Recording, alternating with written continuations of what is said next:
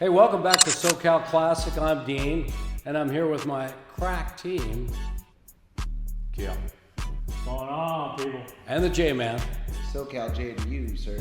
Yeah, SoCal J, I like that vibe. Hey, we're here to talk about a topic we've discussed, all three of us, a lot over the past few months, and it's about events.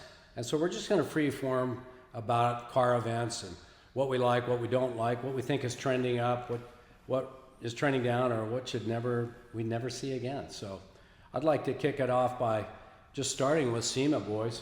And none of us, we're at SEMA, so we need to disclose that up front. Yeah, right. But So we've seen a lot of... For you keyboard warriors out there, we're already giving you some ammo. Yeah, so stop it right now. We know what you're thinking. These guys don't have an opinion. So what we're doing is kind of actually going off the videos and all the media that we That's saw. correct, yeah. All the highlights. Plus, like you guys, we're entitled to an opinion, so we appreciate all your feedback. This is America, Jack. Oh, yeah. Follows, likes, all that tricky stuff. But let's start with SEMA, guys. What are your thoughts about SEMA? Jay, I'll let you kick it off. What's your take? You've seen a lot of videos. You've seen a lot of content. You know, I really like the builds this year. I thought there was a lot of cool stuff, a lot of new stuff I didn't see. So I think from a builder perspective, I thought it was pretty well done. Didn't disappoint from that perspective. But I guess I would say it really didn't. I don't know. For Vegas, it felt so dull. It felt like there was. The vibe was off. The excitement wasn't really that great, and that people weren't really oh wow, this is the cool thing, and yeah, so it just felt like the vibe was off or something like that. So cars were good, but energy around it seemed to be off. So there's a lot of media right now talking about, at least in the last 4 months, about the traffic at Vegas in particular is down, right? Uh-huh. Spending's down, hotels aren't full. The question is, did Vegas go too highbrow? And as a result, they've really knocked out the average Joe's ability to go and have fun and hang out. So I really wonder out loud how that affected SEMA, because these car enthusiasts, they're not rich people. Some of the builders maybe make a lot of money, some of the celebrities that were there, but the average guy walking that show, doesn't have a lot of money. So, how unaffordable was that place, and did that affect SEMA? Thoughts? It's when the builds were great, but just the reveal was just so, all it was okay, we'll just pull over a piece of cloth and reveal the car. And the crowd goes mild. It's supposed to be wild, but yeah. It's it was so dull. It was golf claps. I know, golf claps. Subdued. And it's the builders, they spend tens of thousands of hours on these cars. Right.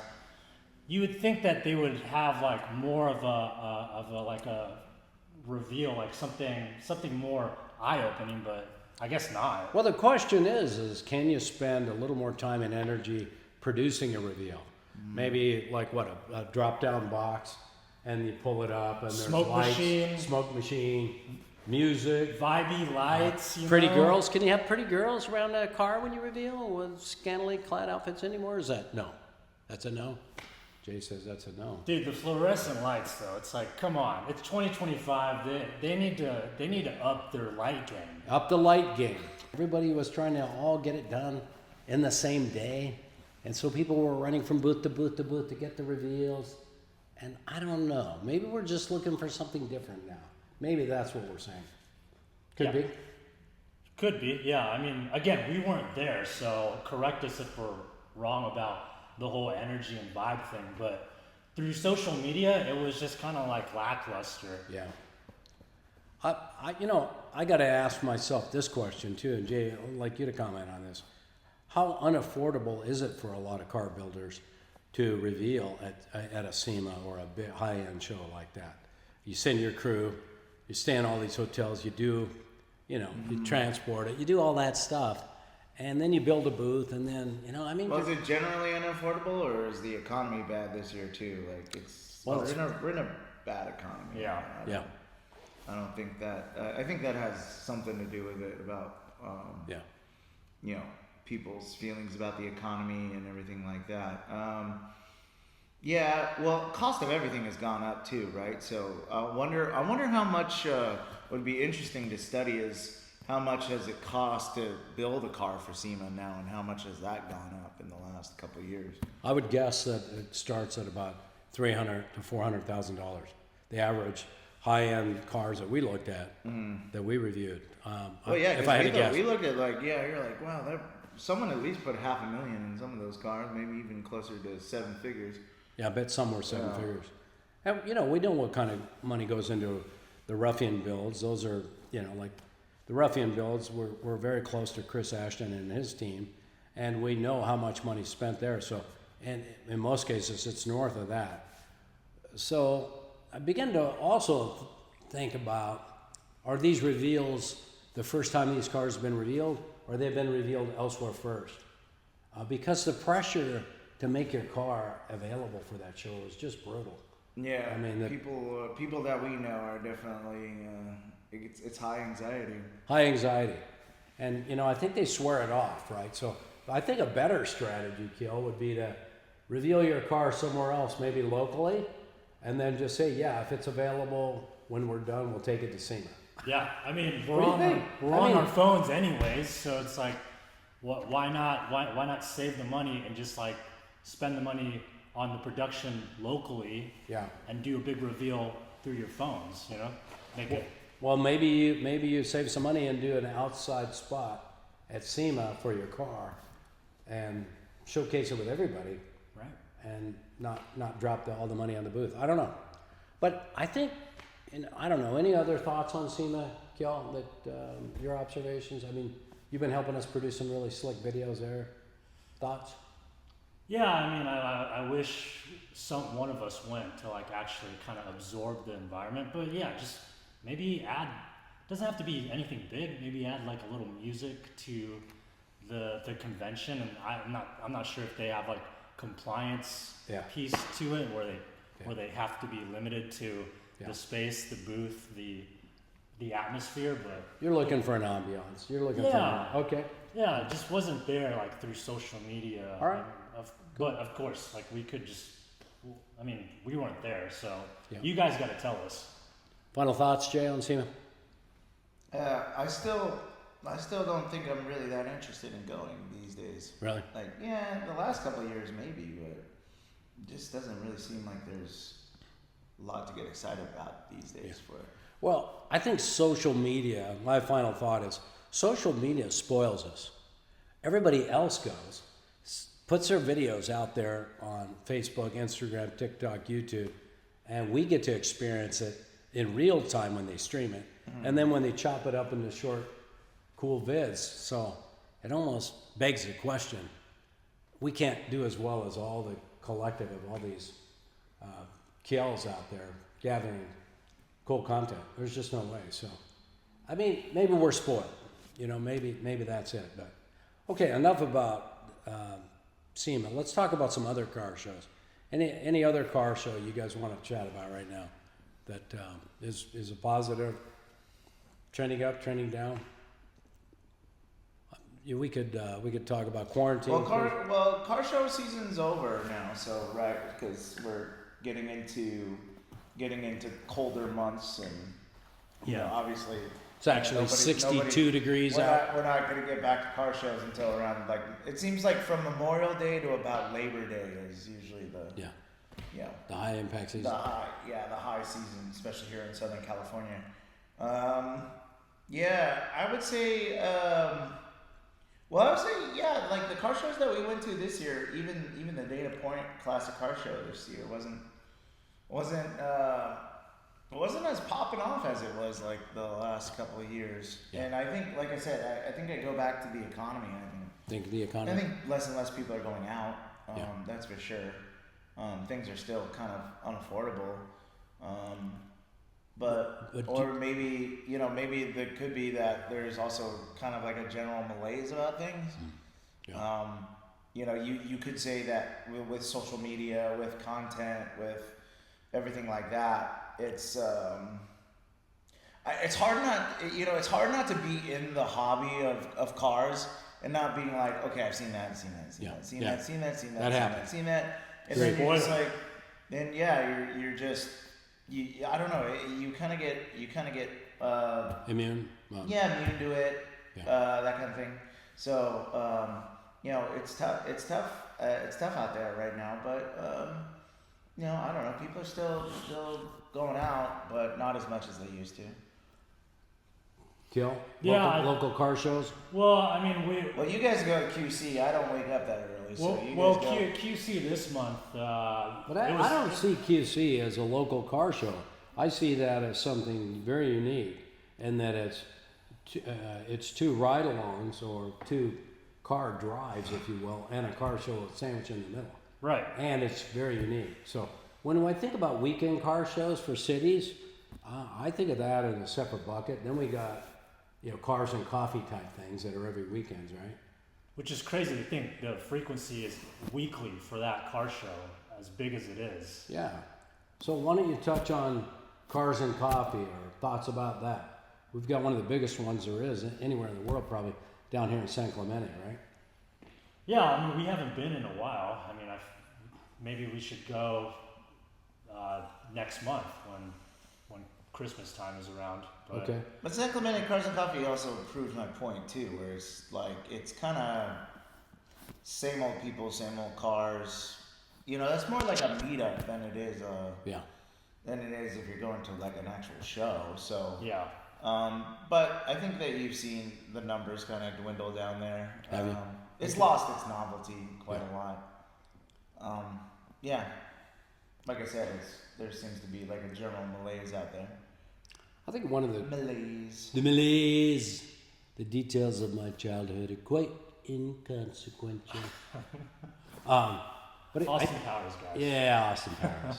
I think Cars and Coffee has suffered from an interesting phenomenon that we experience here, where people that used to go to the Cars and Coffee when it was in Irvine expected a certain kind of car.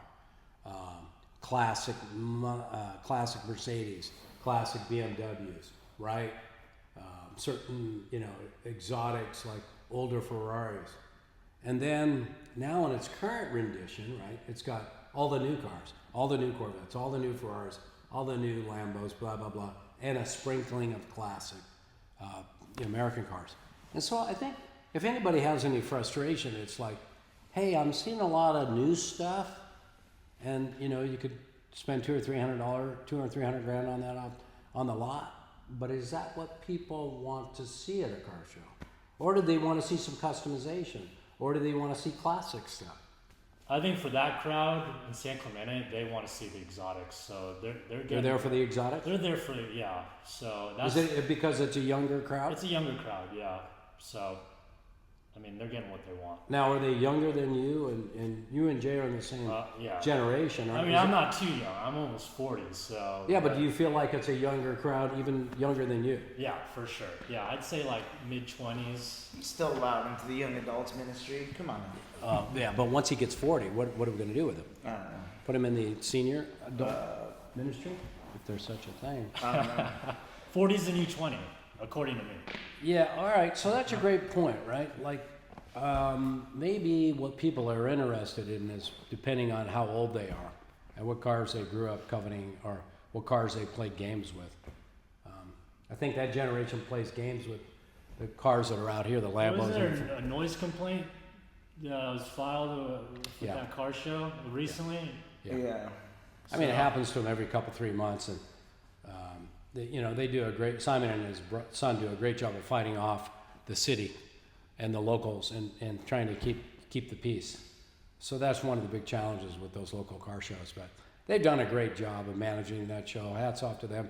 Jay and I had them on our podcast when they were in their infancy, when they just got started. Remember, Jay? Oh, that's cool. God, that was what, 4 years ago or more? 5? 5, yeah.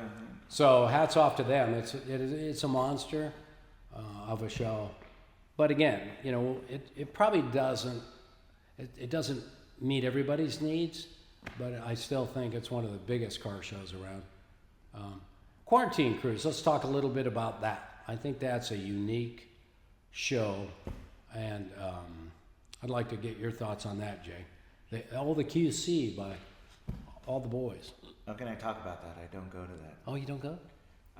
Cruising PCH. I've been to like one in my entire life. How can I Cruising talk about it? PCH now, not Quarantine Oh, Cruise. man. Right? Yeah, Do they Cruising still call it PCH. Quarantine Cruise? I haven't gone to that in forever, so I have nothing. Well, to talk about. I can talk a lot about it. I'll kick it off. Yeah, you should just you All and right. Kiel should talk All right, about let that me- because I've never gone. Let me just say it's one of the I've been most once. it's one of the most unique car shows because it usually has a drive component sandwiched in the middle of two events. So it starts like in Costa Mesa, and then there's a drive between Costa Mesa to Long Beach, and so it really is a unique event. It's also focused mostly on custom American muscle, if I had to put it into one category. Custom, both touring, pro stock, as well as resto mod, and some stock stuff. But you'll see Volkswagens there, you'll see trucks there, you'll see C10s, you'll see Broncos, VWs. I mean, it's growing so much that you kind of see a little bit of everything, right? So I dig that vibe. A lot of Camaros and Chevelles are hot rodded, but for me, it is the pinnacle of all shows because what they've done really well is created a market, a unique market of custom hot rodded cars. Not old school hot rods, but muscle hot rod, if you will. Yeah, and there's a theme every month. Like we had the Camaro takeover, Mustang takeover was supposed to be a couple days ago, but the weather. Rained out. Yeah, it rained out. So. Mustangs can't get any luck, right? They're either crashing into poles or anyway. No, I'm sorry. Not a Mustang. Yeah, I mean, Stop it. Sorry. yeah, no, but Quarantine Cruise, it's awesome community, and who doesn't love riding PCH to and from Costa Mesa to Huntington Beach, Long Beach. Yeah, it's good. It's good vibes. Yeah, and one of the other things that we were talking about this morning, Jay, with Gail was these shows are great for gathering content for social media, and we do it. It's a gold mine for that, and we appreciate that for all our channels. And I almost feel like are people engaging the cars as much they are capturing content at these shows, or what really is going on there, or is that the way to remember it? That's a deeper philosophical question because you can say that about like all events. Like, Yeah, that's a good point. Do people go just to capture the content, or do they actually go to like have an experience? Like That's $1 million question. That's a deeper question. We don't have time for Maybe that. this conversation, but Yeah, maybe we don't have time for that. well, who really goes to like look, or Just check cars out. Yeah, sure. Everybody's got their own intentions, I don't know. It's the hobby, and there's the influencers out there do a great job of capturing that content and bringing it to people. Yeah.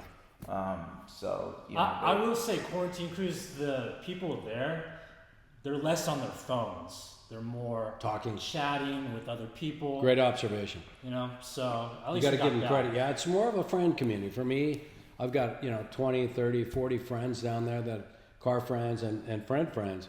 And I really enjoy that as much or more than I do checking out the cars. Well, remember that event started as a kind of somewhat illegal or on the fringe of, not being super Quarantine friendly. compliant? Yeah, quarantine compliant. So, like in some ways, it started off as something. Oh well, it was a secret. Yeah. Right.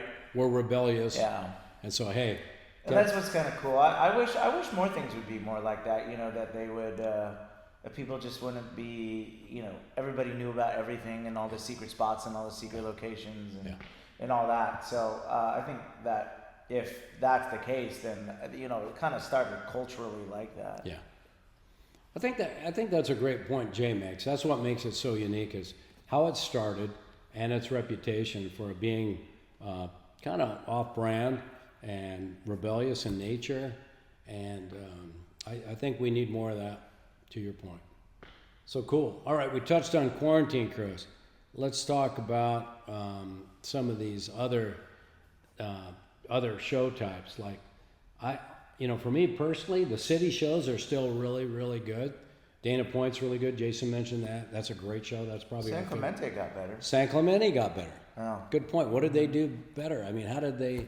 I don't know. Just felt like, I think they kept it to like one street, right? Yeah. They, the first time we went to that San Clemente show, it was like all over town. Like, Side streets and stuff. Yeah. Yeah. And this time it was just all on one drag. Yeah. Which was good. And I felt that kept everybody corralled in. So the way that they like publicly designed the space for these things is like kind of important. I have to offer a hot take. One of the things that I think makes Dana Point so good is the drinking. That there's all kinds of bars and restaurants there where people can, have a cocktail, mocktail, walk down the street. And It's like Mardi Gras, to be honest. it seems like a party vibe, and I really think that's important with those shows. Keep the alcohol. Kill, is that a hot take, or does that sound true? Yeah, that's pretty. Yeah, it's true. I don't think that's a hot It's take. true. It's true. Kurt Angle. Yeah. Yeah, people usually are having more fun if they're drinking. I tell you what, though, the San Clemente show is so good, or so big, right? Carbs and Coffee, and then the Quarantine Cruise. I wouldn't want to go up against those shows. If I had the Dana Point show. Yeah, no, just Cars and Coffee. San Clemente has probably got what 1,500 cars. Cars or the Quarantine Cruise probably got 1,500 to 2,000. So do not have your car show on the same damn day. You will get eaten alive. How do we do shows different? Any thoughts about that, Kill? Like, what could we do in car show land that might intrigue people and do something different? Just like Quarantine Cruise. QC did it 5 years ago. It's getting old. This is what we do. Oh. Put the music. Let's get a DJ, smoke machine. Let's just vibe. Let's Turn it into a party. yeah. Sure. So is that what's missing, Kill, as a vibe? Is more... It's all about the I'm- vibes. yeah. It's all about the vibes, man. No vibes, no party. I think it'd just be a nice addition. I mean, the Cars is the show itself. Yeah. But yeah, I mean, maybe mix it up a little bit every now and then. So you're saying different kinds of music experience, maybe lights, smoke, entertainment. Yeah.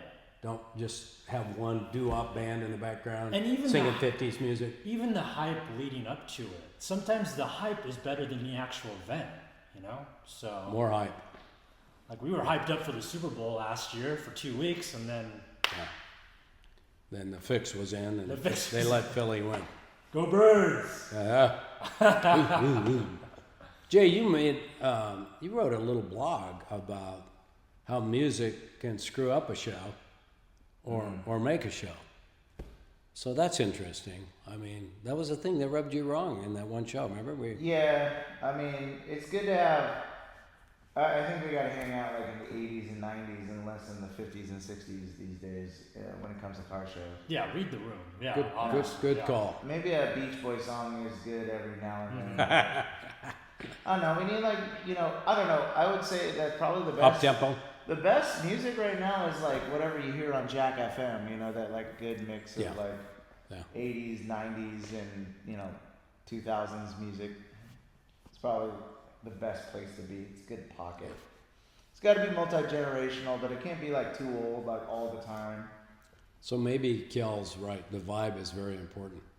The vibe is important. I hate to admit it, but Yeah, maybe there should be like a car show app that you just go in, make a profile, and then Great show idea. up. Yeah, hey, why don't these shows live stream?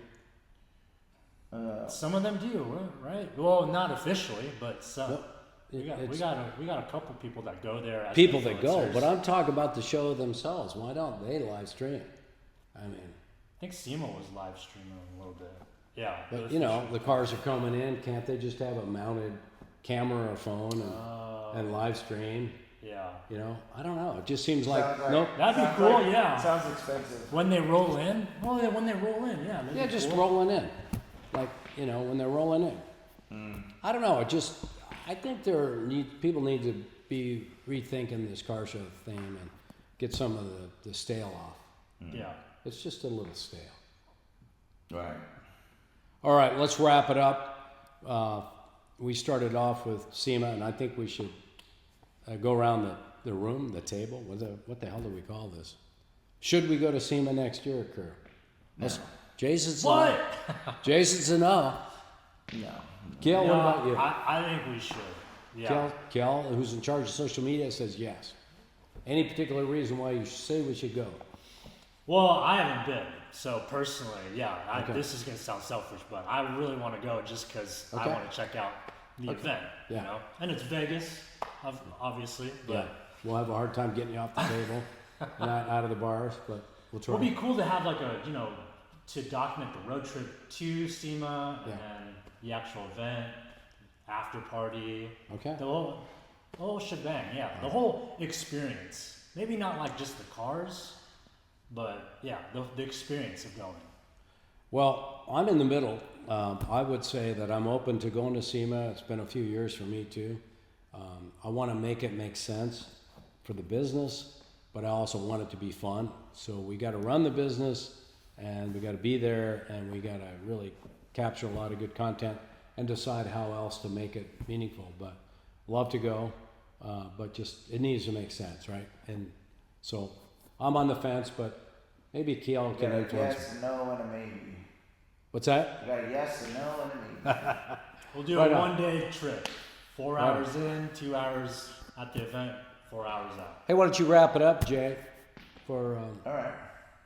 Well, hey, thanks for stopping by here at SoCal Classic Podcast for our rant here on events. I hope that you enjoyed it. Make sure to follow all of our socials at SoCal Classic, all around from Instagram to TikTok to YouTube, everywhere in between. So thanks for stopping by and happy driving. thanks, man.